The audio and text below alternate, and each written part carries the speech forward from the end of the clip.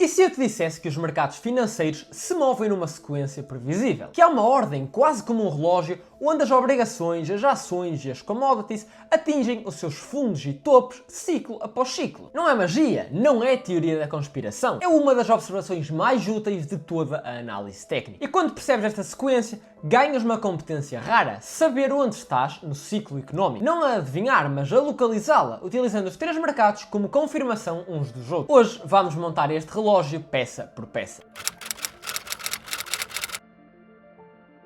Vamos começar pela fundação. A tendência primária de todos os mercados financeiros, ações, obrigações e commodities, é determinada por três coisas: as expectativas dos investidores sobre a economia, os efeitos que essas mudanças terão no preço do ativo e a atitude psicológica dos investidores perante esses fundamentos. Repara, os participantes do mercado antecipam. Eles compram ou vendem com base no que esperam que aconteça a seguir. E o resultado disto é fundamental. O mercado atinge geralmente o seu grande ponto de viragem antes do desenvolvimento económico real. Por isso o mercado parece estar sempre à frente. Não está a reagir ao presente, está a posicionar-se para o futuro. E aqui vem a lógica de cada ativo. A expectativa de uma economia a expandir é geralmente favorável para as ações. A antecipação de uma economia fraca é paradoxalmente beneficial para as obrigações. E perspectivas de pressão sobre a capacidade produtiva são um vento favorável para as commodities industriais. Estás agora a ver porque é que os três mercados muitas vezes se movem em direções diferentes ao mesmo tempo? Porque cada um está a descontar uma coisa diferente.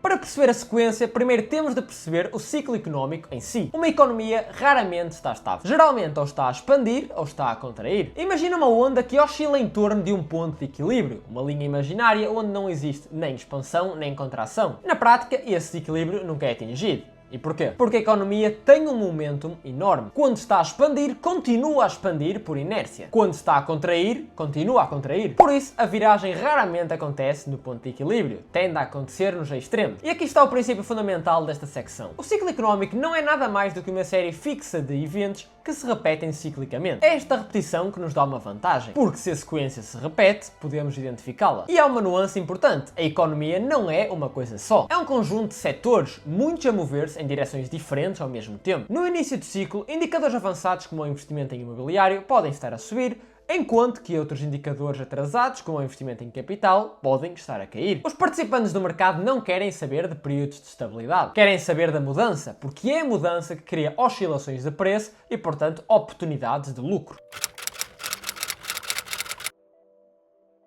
Aqui está uma ideia que quero que absorvas bem, porque muda completamente a forma como olhas para o caos. Como os mercados financeiros antecipam a economia, segue-se uma conclusão poderosa. O maior dinheiro faz mesmo antes do ponto de máxima destruição económica, o ponto de máximo desequilíbrio. Pensa nisto: quanto mais deslocada e volátil uma economia está, maior o seu potencial. Não só para um regresso ao ponto de equilíbrio, mas para continuar muito além dele, até o extremo oposto. Por outras palavras, o caos económico é onde estão as maiores oportunidades, não na estabilidade. O próprio Pring dá dois exemplos concretos. Duas das maiores oscilações pós-guerra, 1973, 74 e 2007, 2008, deram aos traders e investidores os maiores potenciais de lucro para quem conseguiu identificar os dois fundos de bear market. Conheces este padrão? É o mesmo princípio que falámos no primeiro vídeo. Os fundos tendem a formar-se quando tudo parece uma catástrofe. É exatamente nos momentos de pânico máximo que as melhores oportunidades aparecem. Agora chegamos ao núcleo, à sequência. Presta muita atenção porque isto é ouro puro. Primeiro, uma nota técnica. Aqui quando referirmos commodities, vamos estar aqui a falar de commodities industriais, ou seja, sensíveis às condições económicas, como metais. Não estamos a falar de commodities agrícolas, como cereais que dependem de condições climáticas. Um ciclo económico completo dura geralmente entre 3 a 5 anos, de fundo a fundo. E dentro dele, os três mercados viram numa ordem específica. Vamos então segui-la, começando no fundo de uma recessão. Passo 1. As obrigações viram primeiro. O mercado de obrigações é o primeiro a entrar em fase de alta. Isto acontece geralmente depois de a fase de crescimento económico já ter abrandado bastante e geralmente só nos períodos iniciais de uma recessão. A lógica é que com uma economia fraca, os bancos centrais cortam taxas. E taxas a cair significa, portanto, preço das obrigações a subir. Quanto mais acentuada a contração económica, maior o potencial das obrigações. Passo 2. As ações viram a seguir. Após o fundo das obrigações, a atividade económica começa a contrair mais acentuadamente. E é aqui que acontece algo contra-intuitivo. Os participantes do mercado de ações conseguem ver além da deterioração que está a acontecer no momento nas empresas empresas, onde tudo está a cair por causa da recessão,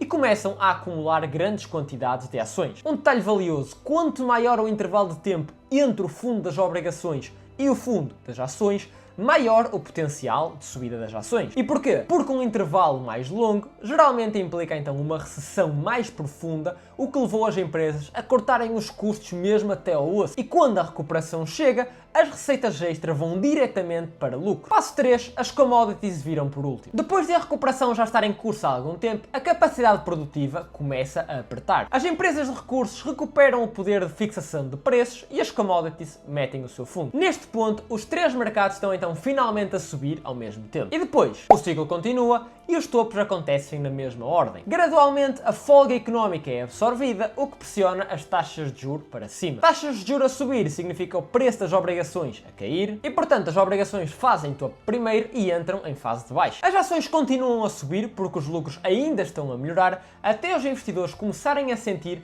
que já existe pouco espaço para aumentar mais as margens e começam a vender. E aí as ações fazem o seu topo. O que é engraçado, porque eu não sei quando é que vocês estão a ver isto, mas no momento em que eu estou a gravar, estamos aqui a meio de junho, eu acho que estamos exatamente perto deste ponto. E mais tarde, a subida da taxa de juros começa a pesar na economia e as commodities começam também finalmente a escorregar. A ordem é sempre a mesma: obrigações, ações, commodities. Quer para fundos, quer para topos. É basicamente o relógio do dinheiro. Agora vem a parte que transforma teoria em ferramenta. Como há três mercados e cada um tem um fundo e um topo, consegue-se identificar geralmente ali 6 pontos de viragem num ciclo típico. O Pring chama-lhe os 6 estágios. E claro, podes utilizá-los para conseguir identificar rapidamente em que fase do ciclo é que estás. Vou dar-te a sequência. Imagina uma onda do ciclo económico e em cada estágio algo muda. Estágio 1, as obrigações fazem fundo, ainda em recessão. É bullish para bond. Estágio 2, as ações fazem fundo e a recuperação começa a ser antecipada. Bullish para stocks. Estágio 3, as commodities marcam também o seu fundo e os três mercados sobem em conjunto. Bullish para commodities. Estágio 4, as obrigações fazem topo, as taxas de juros começam a subir e é bearish para bonds. Podem ver neste momento, já temos o Banco Central Europeu já subiu o juro, o Banco do Japão já subiu o juro, tudo tal como tínhamos previsto. E acredito que os Estados Unidos não demoram muito também a seguir. Estágio 5, as ações marcam fundo, a economia começa a sobreaquecer, que é o que eu estava a referir há pouco, que acho que estamos praticamente lá a chegar. Se calhar quando virem este vídeo, daqui a 4, 5 semanas, já devemos estar nesse período. Estágio 6, as commodities marcam topo e a economia começa a abrandar, portanto bearish para commodities. E depois volta tudo ao estágio 1. A regra de ouro para tentares usar isto é, quando tentares identificar em que estágio é que estás, olha para os três mercados para teres confirmação uns dos outros, nunca utilizes só um. E há ainda uma aplicação extra que é genial: cada um dos estágios favorece um tipo de setor. Por exemplo, líderes defensivos e ligados à liquidez tendem a dar-se bem nos estágios 1 e 2. Já os líderes ligados a lucro ou a fim de ciclo tendem a apenas performar bem mais à frente. É isto que dá origem ao processo de rotação de setores, saber o que é que se dá bem em cada fase. Talvez neste momento estejas aí a pensar, tudo isto é macroeconomia? O que é que tem a ver com a análise técnica? Tudo!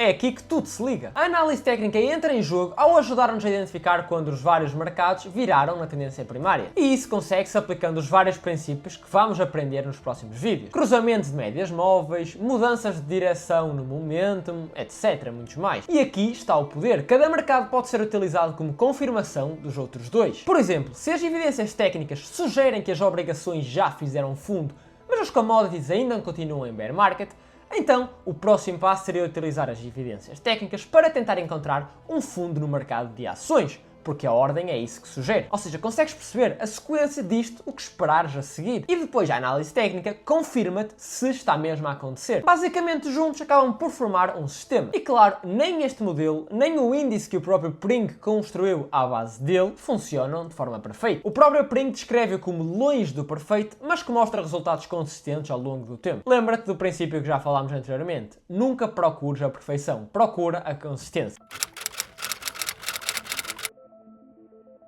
Mas atenção, e isto é crucial, o mundo real não segue o manual com perfeição. Pring foi à história e mapeou esta sequência desde 1966. E o que encontrou foi instrutivo. A sequência funciona, mas os timings, os leads e os lags entre cada um variam completamente ciclo para ciclo, tendo em conta que cada um tem características próprias. Alguns exemplos do que ele encontrou. Por exemplo, em 1966, as ações e as obrigações fizeram um fundo basicamente ao mesmo tempo, mas as commodities apenas um ano depois. No final dos anos 80, houve um período onde o fundo das taxas de juros de 1989 coincidiu com o topo das ações, algo completamente fora da sequência. E aqui está um ponto super importante. Ele observou mais de 200 anos de história dos mercados e viu que estas zonas fora da sequência constituem a exceção e não a regra. E portanto, a lição prática é que o modelo dá-te um mapa e direção esperada, mas não te diz o timing exato. Os intervalos variam e por isso têm pouco valor preditivo de timing. Por isso, a minha recomendação é usa a sequência como uma lógica de referência, um quadro de referência,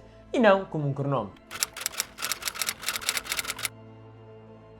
Vamos agrupar tudo isto numa imagem clara. Um ciclo económico típico abrange 3 mercados: taxas de juros, obrigações, ações e commodities. Todos influenciados pelas mesmas forças, mas todos a reagir de formas diferentes, porque cada um desconta coisas diferentes. Estes mercados movem-se numa sequência que se repete ao longo dos ciclos: obrigações, ações e commodities, nos fundos e nos topos. Mesmo quando há só um abrandamento e não uma recessão real, a sequência tende a manter-se. Os intervalos entre cada viragem variam de ciclo para ciclo e, portanto, têm pouco valor preditivo de timing. Mas a sequência em si dá-te algo poderoso: um quadro que te permite identificar rapidamente em que ponto do mercado é que estás. Pensa nisto como um relógio. Não te diz exatamente quantos minutos faltam, mas diz-te em que hora estás. E saber a hora já é mais de metade da batalha. Se este vídeo te deu uma nova forma de olhar para os mercados, deixa já aí o teu like, segue aí o canal para não perder os próximos e partilha com algum amigo teu que ainda anda aí à deriva. E não te esqueças, claro, e entra já na comunidade Phoenix, a nossa comunidade privada, onde podes 24/7